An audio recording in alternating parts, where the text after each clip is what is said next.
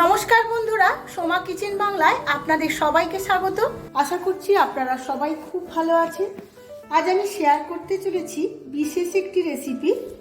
মাছ, মাংস, ডিমের অনেক রেসিপিই তো আমরা খেয়েছি, কিন্তু সোয়াবিন দিয়ে এই রেসিপিটি যদি একবার বানিয়ে নেওয়া যায় তাহলে কেমন হয়। পুরীর বিখ্যাত সোয়াবিনের কোরমা কারি খুবই সহজ পদ্ধতিতে কম সময়ে বানিয়ে আমি শেয়ার করব। ভিডিওটি প্রথম থেকে শেষ পর্যন্ত দেখার জন্য অনুরোধ রইল। আমার চ্যানেলে নতুন বন্ধুদের কাছে অনুরোধ আমার চ্যানেলটিকে সাবস্ক্রাইব করার জন্য, আর ফেসবুক বন্ধুদের কাছে অনুরোধ পেজটিকে ফলো করার জন্য। চলুন দেখে নেওয়া যাক রেসিপি। এখানে আমি বড় সাইজের 250 গ্রাম সয়াবিন নিয়ে নিয়েছি।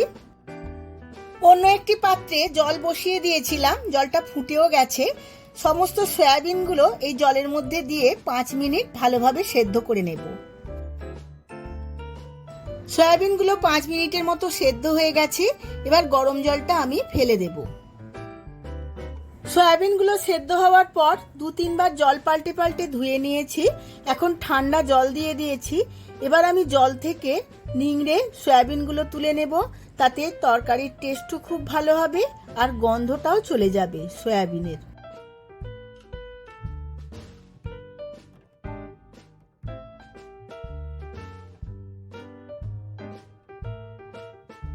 এবার আমি কড়ার মধ্যে তেল দিয়ে নিয়েছি। তেলটা খুব ভালোভাবে গরম করে নিয়েছি। এবার সেদ্ধ করে রাখা সয়াবিনগুলো এই তেলের মধ্যে ভালো করে ভেজে নেব। সয়াবিনগুলো হালকা করে ভেজে নিয়েছি, এবার তুলে নেব। আবারও কড়ার মধ্যে তেল নিয়ে নিয়েছি। এখন আমি একটা বড় সাইজের পেঁয়াজের বেরেস্তা বানিয়ে নেব।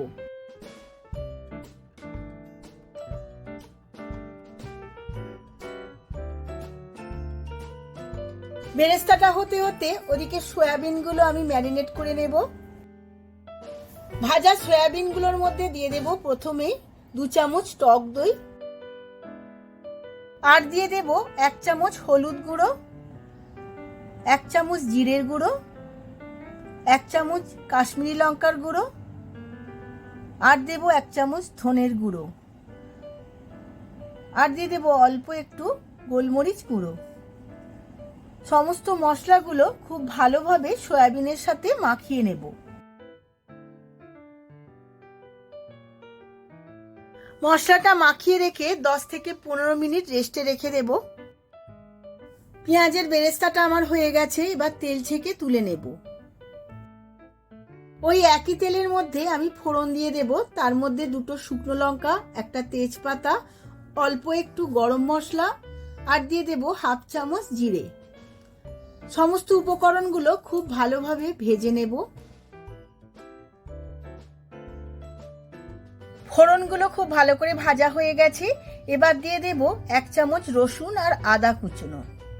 আদা কুচো আর রসুন কুচো খুব ভালোভাবে ফোড়নের সাথে ভেজে নেব।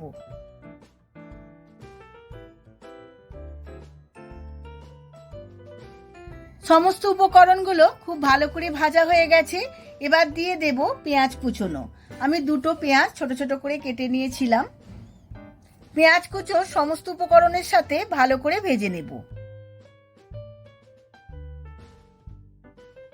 পেঁয়াজটা আমি হালকা ব্রাউন করে ভেজে নিয়েছি।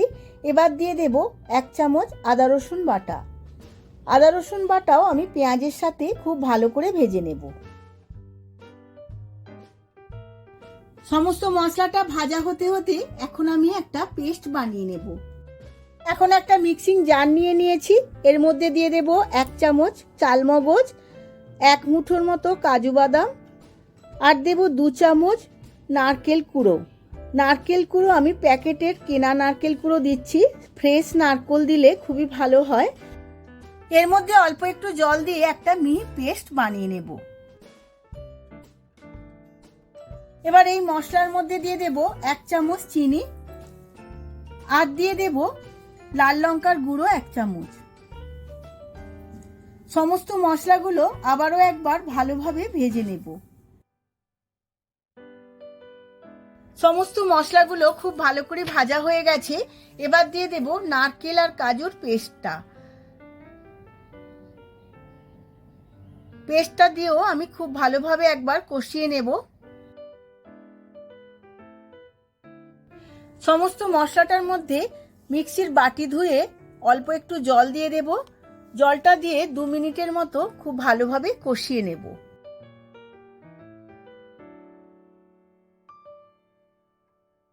সমস্ত মশলাটা খুব ভালোভাবে কষিয়ে নিয়েছি 2 মিনিটের মতো।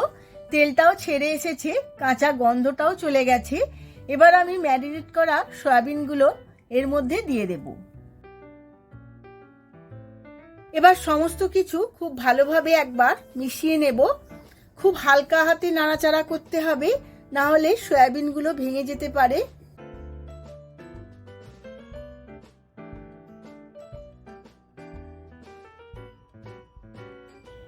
এবার এর মধ্যে দিয়ে দেব স্বাদ মতো নুন। নুন দিয়েও আমি খুব ভালোভাবে মিশিয়ে নেব। আরো 2 থেকে 3 মিনিট রান্না করে নেব সমস্ত কিছু।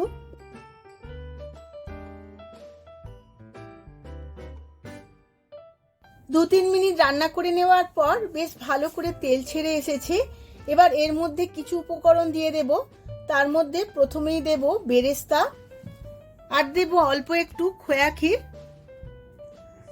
সবার শেষে দেব কিছুটা ধনেপাতা কুচোনো। এই সমস্ত উপকরণগুলো দিয়ে আবারও একবার ভালোভাবে মিশিয়ে নেব।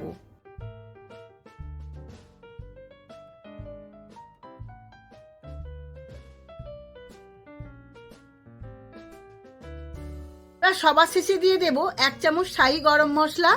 আমার রেডি হয়ে গেল বিগ সয়াবিন কোরমা কারি। গ্যাসের ফ্লেমটা অফ করে দিয়ে আমি সার্ভ করে নেব। এই বিগ সয়াবিন কোরমা আপনারা রুটি, পরোটা, লুচি বা চাপাটি যার সঙ্গেই খান না কেন খুবই ভালো লাগবে। আমার মতো করে আপনারাও বাড়িতে একবার বানিয়ে দেখুন, আর কেমন হয়েছে আমার কমেন্ট বক্সে কমেন্ট করে জানাতে ভুলবেন না। ভিডিওটা যদি ভালো লেগে থাকে ভিডিওটিতে প্রচুর প্রচুর লাইক, শেয়ার, কমেন্ট করবেন। আজ তাহলে আসি, আবার দেখা হবে পরবর্তী ভিডিওতে নতুন কোনো রেসিপি নিয়ে। ধন্যবাদ।